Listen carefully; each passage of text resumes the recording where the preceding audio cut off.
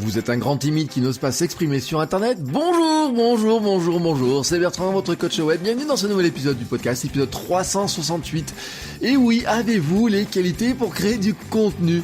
Alors certains se posent la question et moi je vous donne une réponse, vraiment pour sans tourner autour du pot, c'est oui. Voilà, bon, l'épisode est terminé, je peux vous dire à demain. Je n'avais rien d'autre à vous dire aujourd'hui que ça. Mais bon, allez, on va développer un petit peu quand même. Vous pouvez penser qu'il faut des qualités particulières pour créer du contenu, mais en fait, non. Qu'il y a un prototype du créateur de contenu, soyons clairs, c'est non. Le marketing, le cinéma, nous montre des artistes, des dirigeants charismatiques qui parlent fort, ils motivent les foules, comme ça.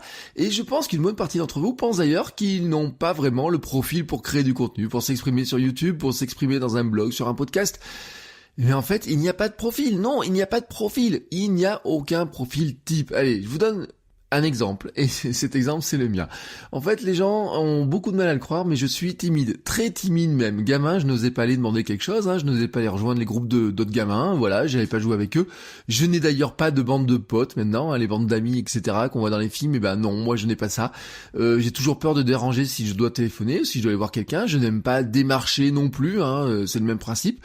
J'ai aussi un peu de mal à me mettre en route dans les conférences et soirées diverses auxquelles je ne cours pas vraiment d'ailleurs, vous n'allez pas me croiser dans toutes les soirées du monde. Les salons, les choses comme ça, non, je ne suis pas non plus beaucoup. J'aime être seul, tranquille. Je ne suis pas non plus fan, vraiment, je le dis, d'aller passer du temps dans tout un tas de, vous savez, toutes les soirées networking, etc. Voilà, ça, c'est pas non plus vraiment mon truc. Même si, pourtant, j'en ai organisé, mais c'est pas mon truc non plus d'aller passer des heures là-dedans, d'aller. Je vois des gens qui sont pratiquement tous les soirs, vous voyez, dans ce genre de choses-là et tout. Moi, non, c'est pas mon truc à moi. J'ai aussi souvent dit, et je le dis encore régulièrement, que je suis un handicapé du contact physique. Autre manière de dire que je n'aime pas qu'on me touche, voilà, je n'aime pas qu'on vienne me poser la main sur l'épaule, j'aime pas, vous voyez, ces choses-là, je crains ça, voilà, je suis comme ça. Je ne suis pas du genre à taper sur l'épaule de quelqu'un non plus d'ailleurs au passage, ou faire la bise le premier jour quand je croise quelqu'un que je ne connais pas. Je suis pas vraiment alors certains diront que j'ai pas un caractère du sud de la France, pourtant ma famille, les origines de ma famille sont plutôt Espagne et sud de la France, vous voyez, mais moi je suis pas comme ça, vous voyez, dans ce caractère de serrer quelqu'un dans mes bras alors que je le connais pas. Je suis aussi un introverti, autrement dit je réfléchis puis je m'exprime alors qu'un extraverti réfléchit souvent en s'exprimant. Alors ce portrait n'est clairement pas celui que l'on attend de quelqu'un qui fait du contenu comme je le fais avec de la vidéo, du podcast, Instagram, des formations en ligne, etc. où je me montre. Et surtout non plus c'est pas vraiment le portrait de quelqu'un qui fait des formations, des cours devant des amphis, des conférences, etc. où il y a beaucoup de monde dans la salle. Et pourtant c'est mon portrait, c'est moi, voilà, c'est moi tel que je suis. La vérité donc c'est que vous avez certaines qualités qui vous prédisposent à être plus à l'aise dans certaines formes de contenu que dans d'autres. Et qu'en fait, il faut structurer votre marque personnelle autour de ces qualités. Il faut structurer vos contenus autour de ces qualités. Pour ma part, je suis à l'origine vraiment beaucoup plus à l'aise dans une communication écrite, le blog, email, écriture en général, qui correspond bien à mon côté introverti. De plus, j'ai compris que si je suis pas vraiment à l'aise dans la démarche d'aller physiquement vers les autres, je suis à l'aise quand les autres viennent à moi, quand les autres ont des questions à me poser, ils ont besoin d'informations que je pourrais leur donner, ils ont besoin d'un conseil ou quoi que ce soit. Si eux ils font la démarche, moi il n'y a aucun souci. Donc ce qui me permet moi de créer du contenu et en fait de vous attirer à moi plutôt que d'aller vous chercher un par un. Je suis aussi plus à l'aise dans des formes de communication où il y a une certaine forme de distance physique. Alors ce qui est le cas du podcast, de la vidéo, du blog, etc. Mais c'est aussi le cas, et ça, les gens s'en rendent pas compte, des cours, des conférences, des ateliers, des formations, où en fait finalement, alors surtout plus la salle est grande et plus la distance est importante, moi par exemple des amphis où il y a 200 personnes, ça peut stresser des gens, moi ça me stresse pas, ça va plutôt me galvaniser, et en fait tout simplement parce que je préfère ça, avoir un petit comité de 2 personnes avec quelqu'un qui va qui va rentrer dans ma zone de contact trop rapidement.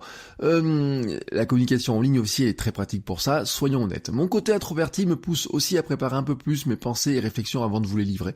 Voilà, c'est comme ça, ce n'est pas forcément écrit d'ailleurs au passage, parce que certaines idées tournent aussi dans ma tête pendant des minutes, des heures ou des jours, des fois, avant que je vous les propose. Alors quand ça tourne pendant des jours, et des heures, je les note, et puis ensuite ça continue de tourner, mais comme ça je les oublie pas, et je note au fur et à mesure tous les éléments.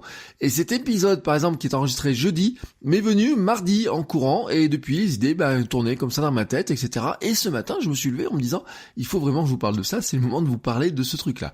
C'est aussi ma nature introvertie qui me conduit vers de la formation en ligne, mon aspiration, soyons clairs, est de créer du contenu et aider depuis ma maison, mon bureau, vous voyez, dans mon bureau, mon cocon, là comme ça. Vous pouvez venir me parler, je suis sur Skype, sur House Party, vous pouvez m'envoyer des messages sur Twitter, des mails, etc. Il y a le forum, etc. Vous pouvez venir là, rentrer dans mon antre. Je vous accepte de rentrer dans mon antre par le biais des réseaux, par le biais d'internet, par le biais de la vidéo, par le biais de plein de choses.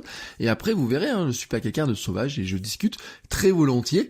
Mais c'est pas moi qui vais aller taper à votre porte en premier. Enfin, si vous pensez que le charisme est inné et si vous estimez que si vous n'en avez pas, c'est raté, que vous n'en aurez jamais, je vais vous rassurer sur un truc. Une étude de l'université de Lausanne avait montré que ce n'est pas une qualité innée, mais qu'elle peut s'exprimer, ressortir et se développer, y compris chez les personnes timides. Comment ? En utilisant les histoires, les métaphores et en plaçant de grandes attentes pour soi et pour les autres. En fait, c'est le désir d'aider les autres et leur donner la capacité d'agir et de faire des choses qui construit le charisme. On arrive sur le fameux concept américain d'empowerment, qui est très difficile à traduire en français, franchement, quand vous regardez les traductions, il y a personne qui vous met vraiment une traduction vraiment juste.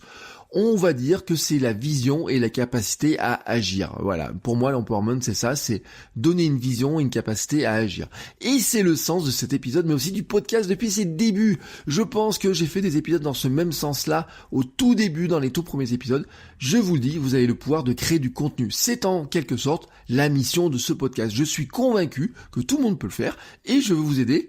Et je veux vraiment aider ceux qui veulent le faire. Donc si vous avez envie de créer du contenu, je suis là pour vous aider. C'est ce que je vous dis tous les matins dans ce podcast. C'est ce que je vous explique tous les matins. C'est ce que je vous pousse à faire tous les matins. Rappelez-vous ma devise, Internet appartient à ceux qui s'expriment. Alors prenez vos outils de création, quel qu'il soit, prenez l'outil qui est adapté à vous. Pour certains, ça sera la caméra. Pour d'autres, ça va être le micro. Pour d'autres, c'est le clavier pour écrire. D'autres, c'est un appareil photo. Et moi, je suis là pour vous accompagner. Voilà, c'est mon sens. C'est un petit peu la mission que je me suis donnée à travers le podcast, mais aussi en fait à travers mon business, à travers la marque, votre coach web et tout ce que je construis autour. C'est pour ça d'ailleurs aussi que j'ai créé une formation en ligne pour vous aider à créer du contenu de meilleure qualité, plus facilement, plus rapidement en 30 jours.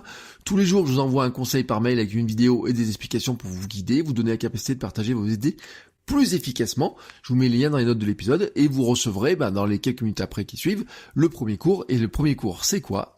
C'est définir votre mission. Voilà, alors si vous êtes intéressé par tout ça, vous avez le lien dans les notes de l'épisode. Et moi je vous dis à demain pour un nouvel épisode. Ciao ciao les créateurs.